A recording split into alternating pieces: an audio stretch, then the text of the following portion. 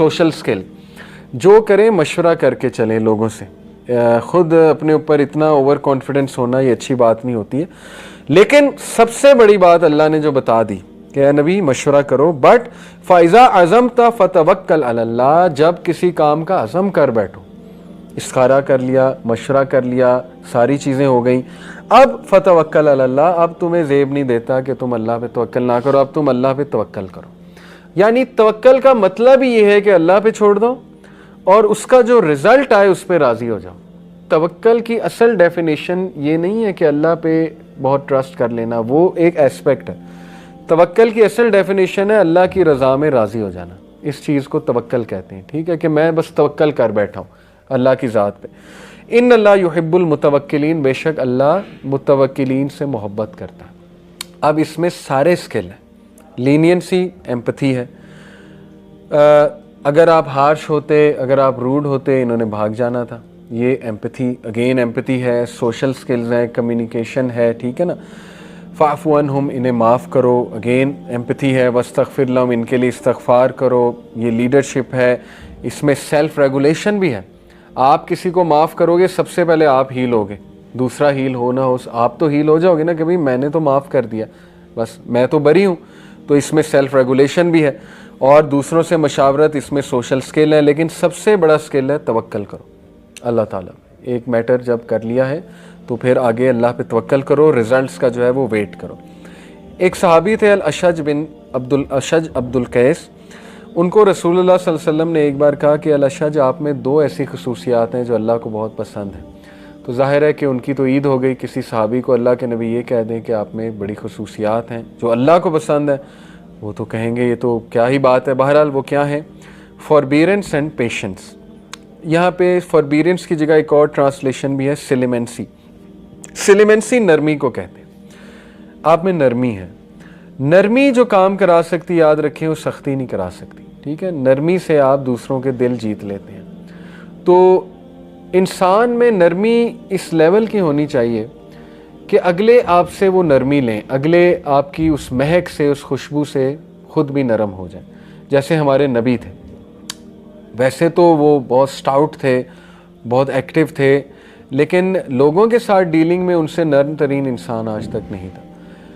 अपनी वाइफ्स के साथ वो कितने नर्म थे, आपने कई वाक़यात सुने होंगे, ठीक है ना। अपनी वाइफ्स के साथ हंसी मजाक भी किया करते थे। इवन डेथ बेड पे जो शख्स ह्यूमर कर रहा है, आप सोचें वो कितना ज़िंदा दिल इंसान होगा।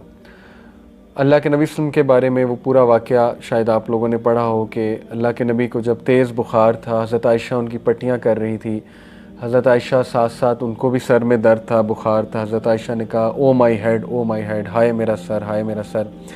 अल्लाह के नबी ने उन्हें देखा, कहा कि रादर ओ माई हेड, कहा कि नहीं आयशा, मेरा हाय मेरा सर, यानी जैसे एक जोक में कहते हैं।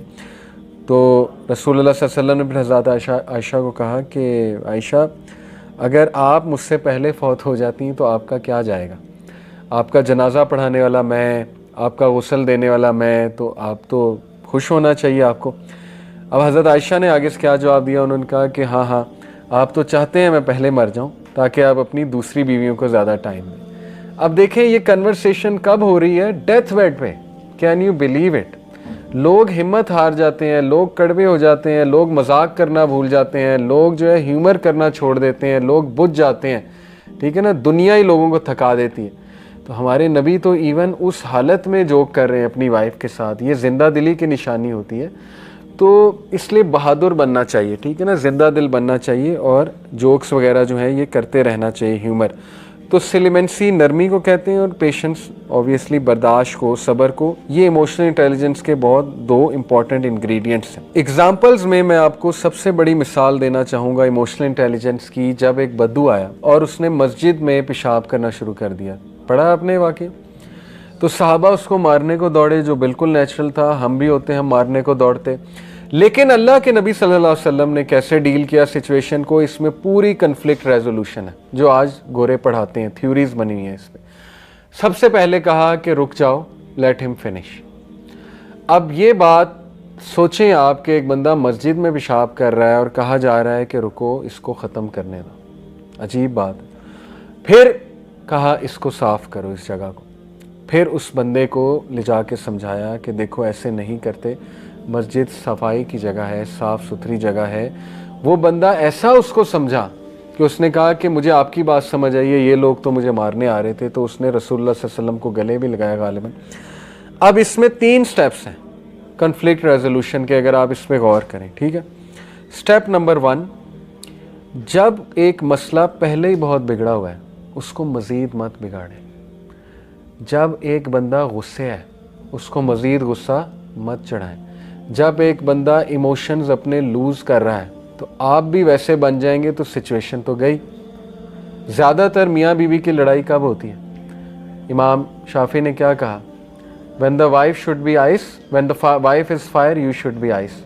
اگر دونوں فائر ہیں تو پھر تو نتیجہ طلاق ہوگا، سیدھی سی بات ہے، دونوں میں فائر آئی ہوئی ہے، ختم۔ اس لیے تھوڑا سا اپنی انا کو کنٹرول کر لیں اس ٹائم پہ۔ قوام تو انا کو کنٹرول کرتا ہے، قوام تو عورت نہیں بن جاتا نا۔ عورت سے مراد ہے کہ اس ٹائم اگر ان کو ایموشنز حاوی ہوئے ہیں تو آپ کو بھی ویسے ہی ریئیکٹ کریں گے تو معاملہ مزید بگڑ جائے گا۔ تو رسول اللہ صلی اللہ علیہ وسلم کی یہ جو پہلا سٹیپ ہے یہ بہت وائز سٹیپ ہے۔ ایک بندہ اگر باتیں کیے جا رہا ہے اس کو کرنے دیں، وہ اپنا غبار نکال رہا ہے، چپ ہو جائے گا، بس ختم۔ اس کے بعد چپ ہو گیا، آپ ریلیکس رہیں، اس کے ساتھ نارمل چلیں، اس کو بعد میں جب وہ کام ڈاؤن ہو جائے تو سمجھا دیں۔ اس ٹائم پہ کچھ سمجھائیں گے، میں نے کئی ایسے لوگ دیکھے ہیں کہ انہیں اس ٹائم پہ سمجھایا گیا انہوں نے اللہ کا بھی انکار کر دیا، کیونکہ وہ اس ٹائم غبار آیا ہوا ہے۔ آپ اس ٹائم پہ درس دینے لگ جائیں گے تو وہ تو اللہ کا بھی انکار کر دیں گے، ٹھیک ہے نا۔ کئی ایسے لوگ ہیں آپ نے دیکھا ہے۔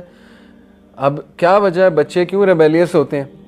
وہ پتہ ہی نہیں ماں باپ کو کہ ان کا مسئلہ کیا چل رہا ہے، اس ٹائم پہ درس شروع ہو جاتا ہے، اس ٹائم پہ وہ حدیث سنانے، وہ اس موڈ میں نہیں، حدیث سننے کے موڈ میں، وہ تو پہلے ہی ریبیلین پہ بیٹھا ہوا ہے۔ تو اس لیے ذرا سچویشن کو پرکھتے ہیں کہ بھائی یہ بات یہاں پہ کرنے والی بھی ہے کہ نہیں ہے۔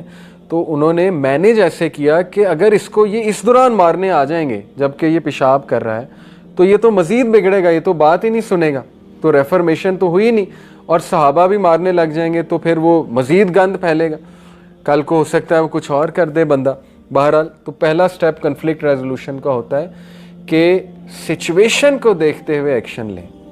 اگر ایک بندہ بہت غصے میں ہے تو آپ کام ڈاؤن ہو جائیں، ٹھیک ہے نا۔ جیسے آپ دیکھیں کہ کئی پیرنٹس غصے میں آتے ہیں ایڈمنسٹریشن کی طرف کہ آپ نے یہ کر دیا، وہ کر دیا، ہمارے بچوں کے ساتھ زیادتی ہوئی۔ اب وہ جو آگے پرنسپل یا جو بھی ہوتا ہے نا وہ سنتے رہتے ہیں۔ پیرنٹس جب اپنی بات ختم کر چکے ہوتے ہیں تو پھر وہ بولتے ہیں۔ اگر بیچ میں ٹوک دیں گے، بیچ میں لڑائی شروع کر دیں گے، نہیں ہم نے تو یہ کیا ہی نہیں، آپ کو کون کہہ رہا ہے، بس سن لیں۔ ہو سکتا ہے ان کا 90% مسئلہ صرف سنا کر حل ہو جائے، کچھ لوگ صرف سنانا چاہتے ہیں۔ تو ہائی ای آئی والا جو بندہ ہوتا ہے، یہ ایک رول بھی ہمیں سکھایا جاتا تھا ہماری کمپنی میں کہ اینگری کسٹمر کو 24 گھنٹے تک جواب نہیں دینا ای میل پہ یا ایس ایم ایس پہ۔ کیوں؟ کیونکہ اگر آپ نے اسی وقت جواب دے دیا تو لڑائی چل جائے گی۔ اور اسی طرح ہوتا ہے واٹس ایپ پہ زیادہ تر لڑائیاں دوستوں میں کب ہوتی ہیں؟ جب وہ ایک رپلائی آپ کو آیا غصے والا، اب آپ نے بھی بجائے کہ صبر کرنے کے آگے سے آپ بھی شروع ہو گئے، وہ پھر ایسی لڑائی بڑھی کہ بس وہ بم پھٹ گیا۔ تو یہ بیسک رول ہوتا ہے کہ اگر ایک بندے نے بہت آفینسو بات کر دی ہے، غصے والی بات کر دی، تو آپ خاموش ہو جائیں۔ ہو سکتا ہے وہ 2-3 گھنٹے بعد خود ہی سوری کر لے، اور ایسا ہی ہوتا ہے زیادہ تر، ٹھیک ہے۔ ہاں یہ کہ آپ نے کوئی رپلائی کرنا ہے تو بڑا آرام سے کوئی کام ڈاؤن والا رپلائی کرنا ہے۔